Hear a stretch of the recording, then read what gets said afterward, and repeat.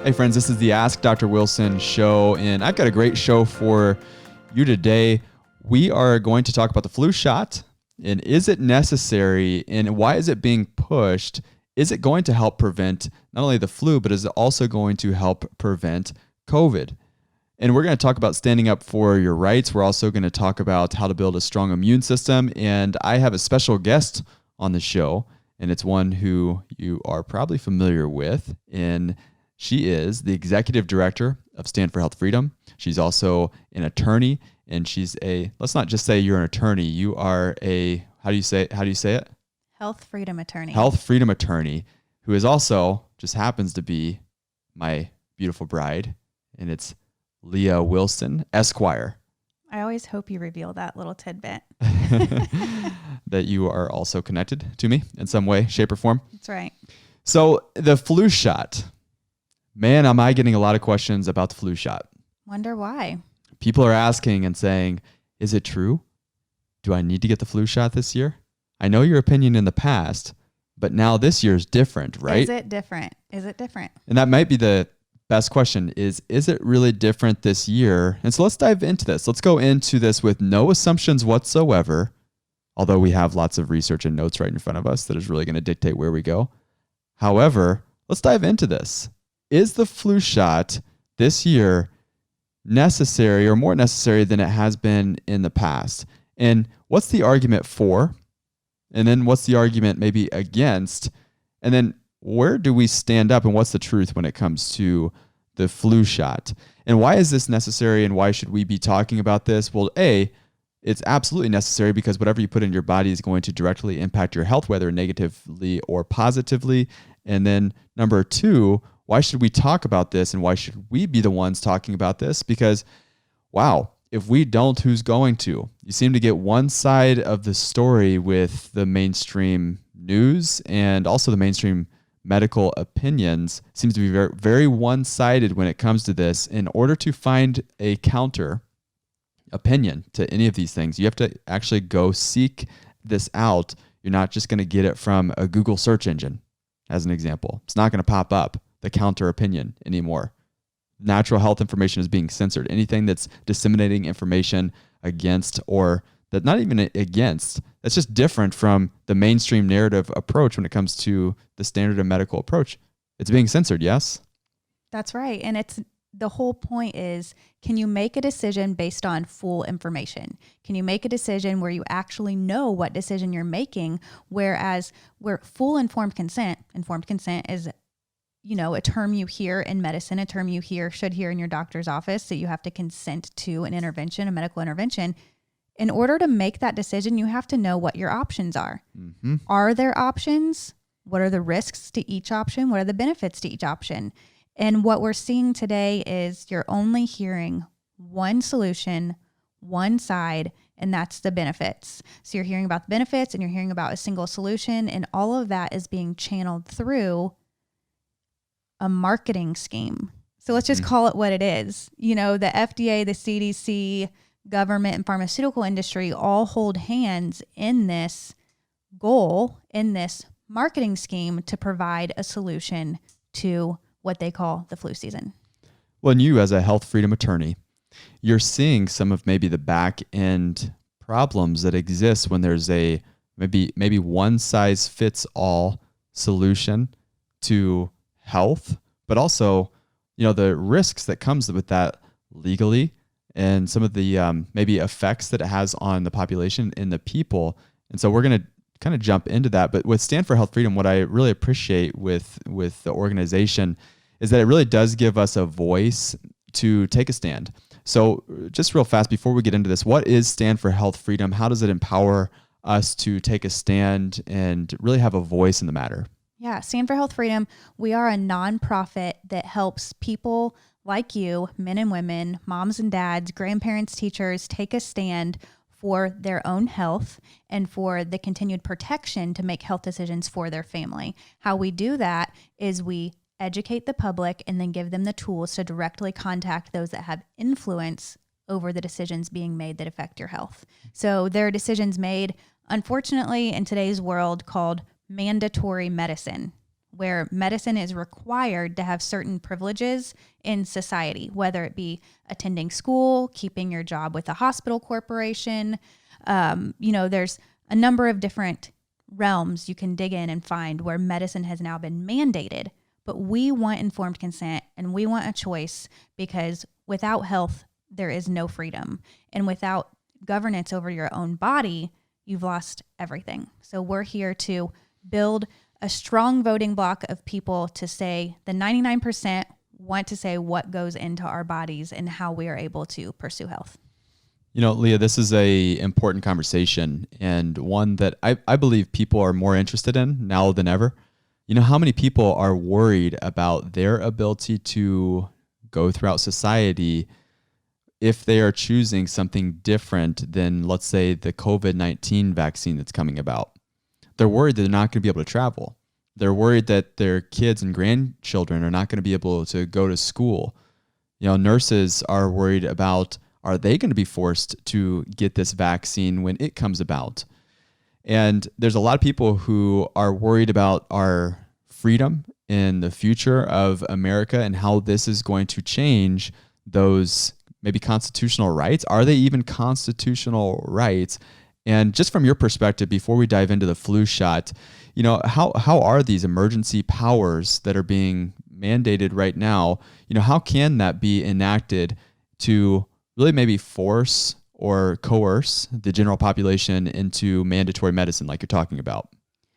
So people are starting to ask good questions, and that's the good news, because once you've been forced to stay home from work or be furloughed and only have benefits without a paycheck, you quickly realize that there's a lot of power over your life that you did not know existed previously. Mm-hmm. If you're being told how you can make a living, when you can go to school, where you can send your child to school, and all of these things, based on a virus that has a very high survival rate. Right now, they're estimating it's even above the 99.7%, and that the population infection fatality is less than 0.01%. So we recognize that there are emergency powers in place, evidenced by what just happened to the majority of states in the U.S. and the majority of cities within each state. Mm-hmm.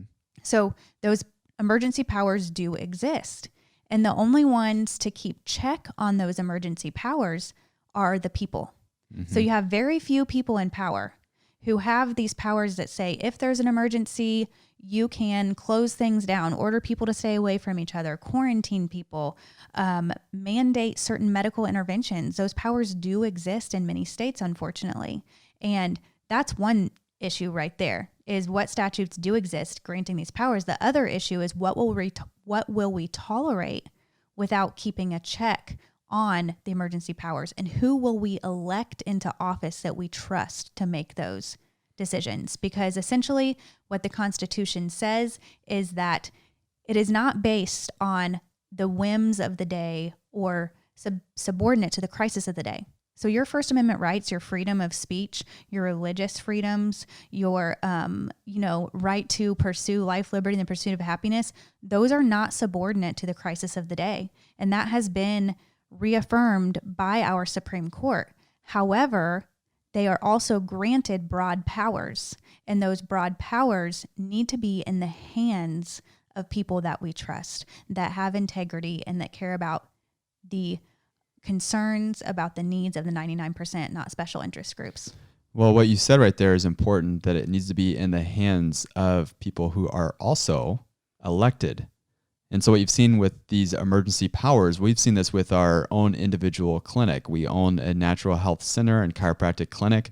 And what we've seen in Marion County, Indiana, what we've seen is some of these decisions have been taken out of maybe the elected officials' hands, and now it seems to be entirely within the decision makers at the health department, the county health department. Is that accurate? What have you seen as you've been digging into this just to protect our own clinic and the clinic's rights? So powers can be delegated to other public health officials that aren't elected by statutes, right? And so still then we have some accountability through our elected officials and who we put in office, because those people write the statutes. that grant this authority.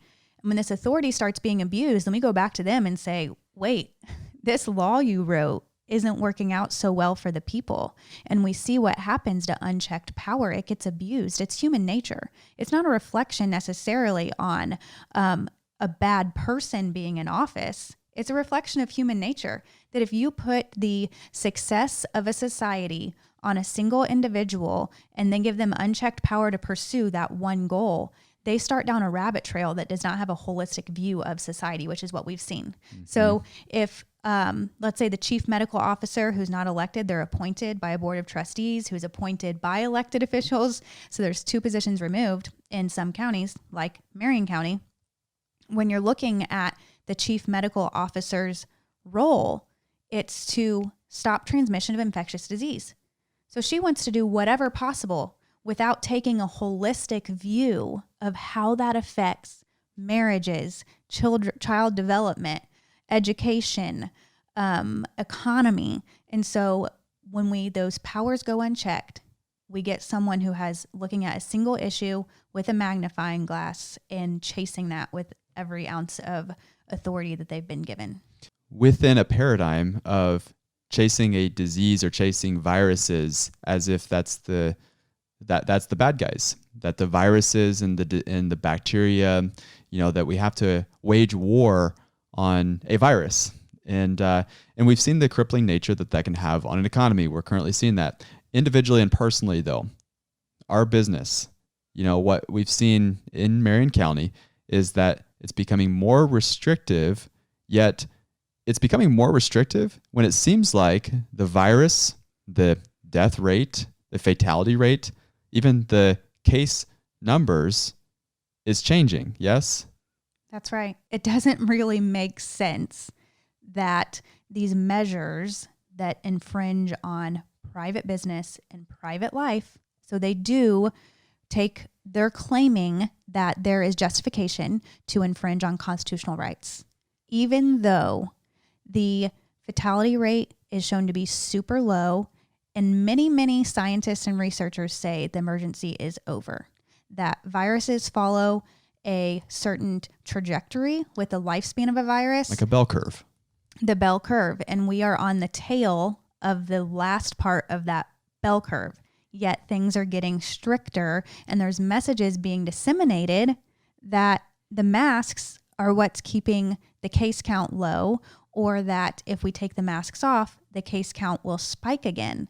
However, they're ignoring what the scientists and researchers are saying, that this is a part of the life cycle of a virus, that man can't really change, and that herd immunity takes care of. Natural herd immunity can be reached with a corona-type virus within 10 to 20% of population exposure, of the susceptible population exposure, which we often forget because we've been taught that we're all susceptible because we all have to wear a mask.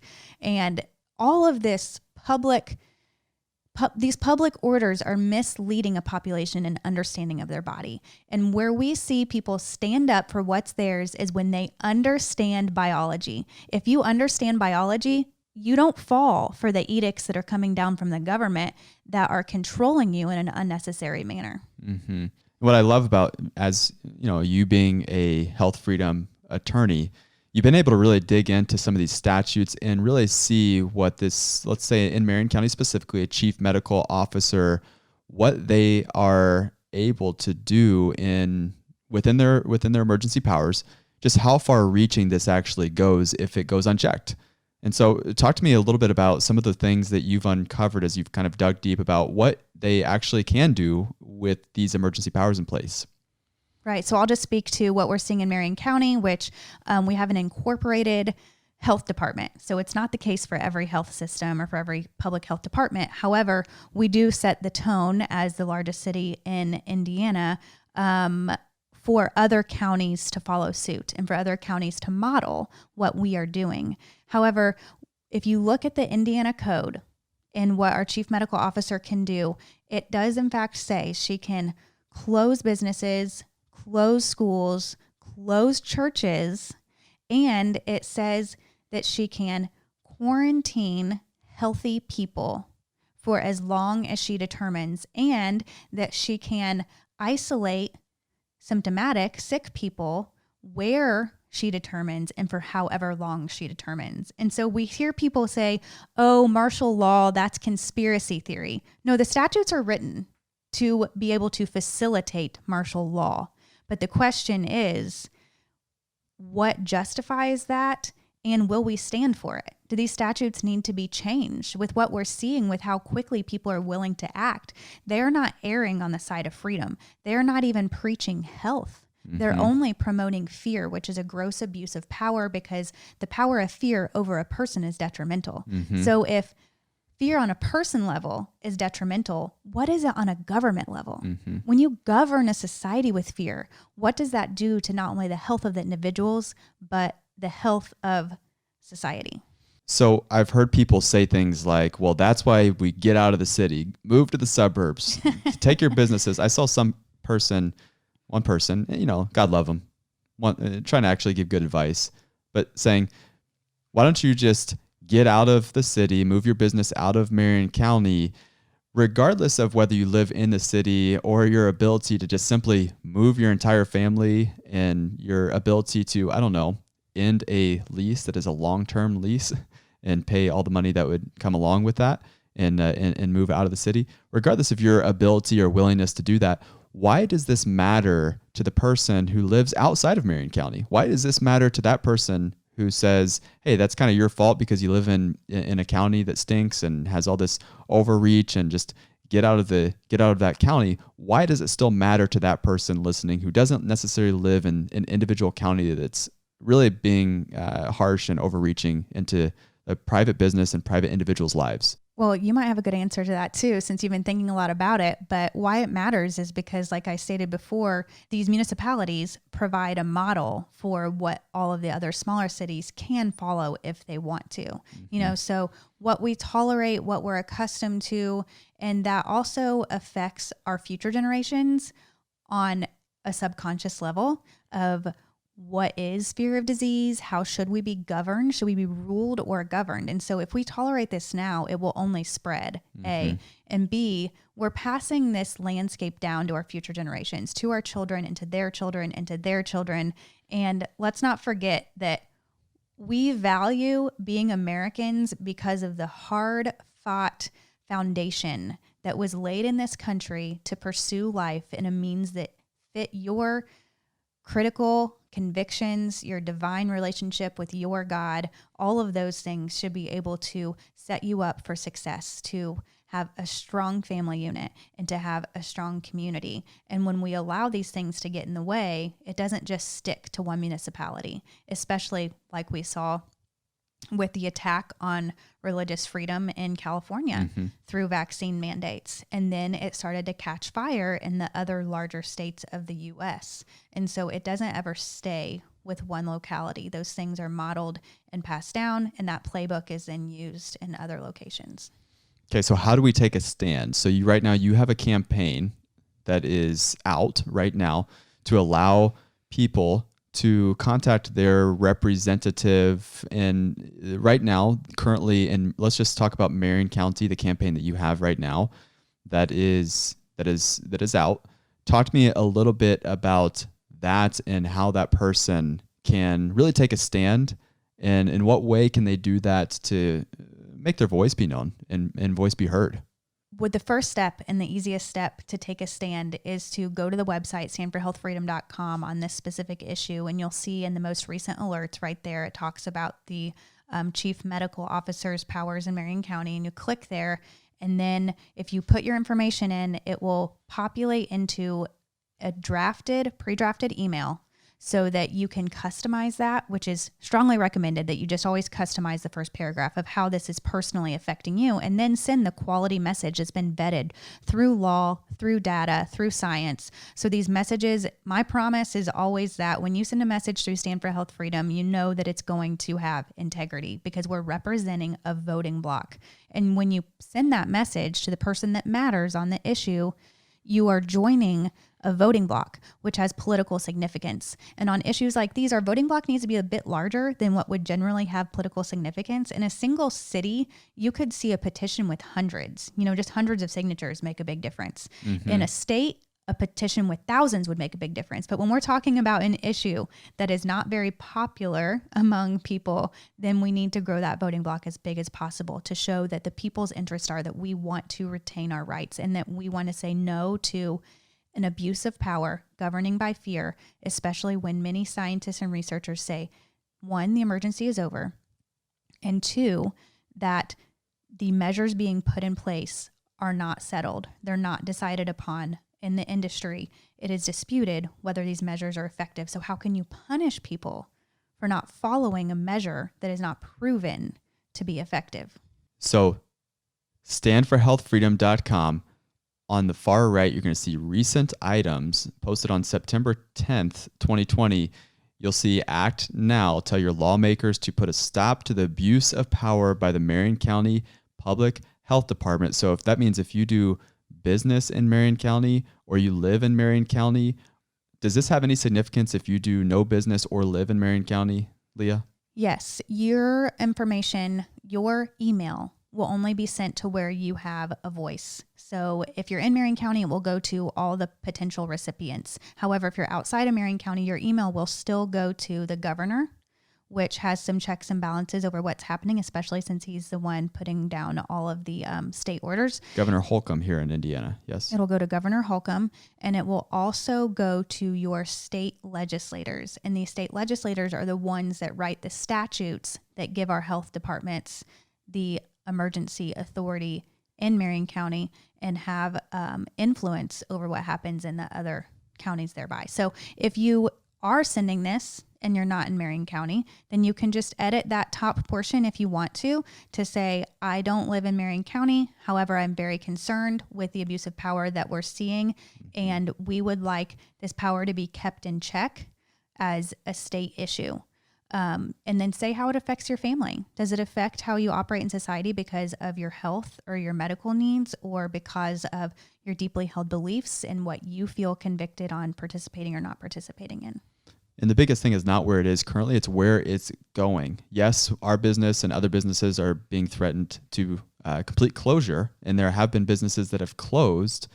And we know that the abuse of power and the ability to make these decisions with emergency orders and under that guise can be a slippery slope. And we know she already has the ability to make some very strict guidelines and enforceable guidelines when it comes to the future COVID vaccine and even the flu shot. And so that's why it's important. Standforhealthfreedom.com. Click on the top links posted September 10th, 2020. Act Now, tell your lawmakers to put a stop to the abuse of power by the Marion County Public Health Department. And it takes about 90 seconds to fill that out and get a custom message directly to your representative. And this has impact. We've seen this in New Jersey. Talk about New Jersey and what we saw in New Jersey and how it helped to change the tide there in New Jersey with a very specific bill. Last year, 2019, the end of the year, we saw a bill move to remove religious exemptions for vaccination for school attendance. So if this bill went through, the 25,000 kids who have even a single religious exemption or exemption from even a single vaccine in New Jersey would have been kicked out of school. And let me tell you, these parents who make these decisions don't do so flippantly. So it's not like, oh, well, then they'll just go comply and then they'll be able to go back to school. No, many of these kids would lose their education in New Jersey. And mind you, this is a state where there are 14 pharmaceutical companies represented within that one state. So that's what we were up against in trying to defeat this bill, to send the industry home empty-handed and speak for the people. So on December 3rd, we started out with 3,000 advocates sending messages in opposition to this bill. And we followed the bill and the amendments. And within 4 days' time, shortly after that, we had 80,000 emails sent to the health committee saying you must withdraw the bill. The bill moved forward. However, we kept telling them how the amendments did not fix the bill through these well-vetted messages that people could click and send, and then use these messages to talk to people in their circles of influence, their churches, their schools, their neighbors. And the bill died after we had sent, there was many other efforts also, but we had sent over 119,000 emails opposing this bill and grew the voting bloc to 25,000 New Jersey families. And we saw the power of the tools, of the advocacy tools that we were using when the masses of people came together and could not be ignored, because it wasn't just a few people that cared about this, which is what the industry would like people to believe, is that anyone who cares about health freedom is fringe or must not know what they're talking about. But when people like you and me just say, I don't care whether I choose to get the flu shot or not to get the flu shot, I want it to be my choice. Mm-hmm. Every year, for every person in my family, I want that to be my choice. And so when people stand up and say, that's not crazy to want to be able to say what goes into my body, and we do care about that, then that's when they cannot ignore the people's interest any longer. And I remember there was a representative that said that that was the most overwhelming response he's ever seen on any issue that has come to the table. And so standforhealthfreedom.com, go there, click on the link, make sure that you take 90 seconds. Listen, we can't defer responsibility on this. This has got to be all of our responsibilities. We can't wait for a friend, neighbor, or someone else to step up and do this. Standforhealthfreedom.com, take responsibility, take 90 seconds, no matter where you live. This is going to be helpful to take a stand and let your voice be known. This is Dr. Nick Wilson. You can still find me, facebook.com/AskDrWilson, Instagram, Ask Dr. Wilson, right on there. Follow the information. There'll be more to come as the social media accounts increasingly become censored. We're going to have to figure that out and navigate that. Podcasts typically aren't as censored, so this is a great way to get just the raw information that's unfiltered directly to your podcast. So anywhere where podcasts are played, you can also find us on YouTube, Dr. Nick Wilson, right there on YouTube. Hey, make it a great rest of your day and be intentional about making this a great rest of your life for you, but also your kids, also your grandchildren. Let's be intentional about that. Standforhealthfreedom.com. Look forward to connecting with you across all platforms.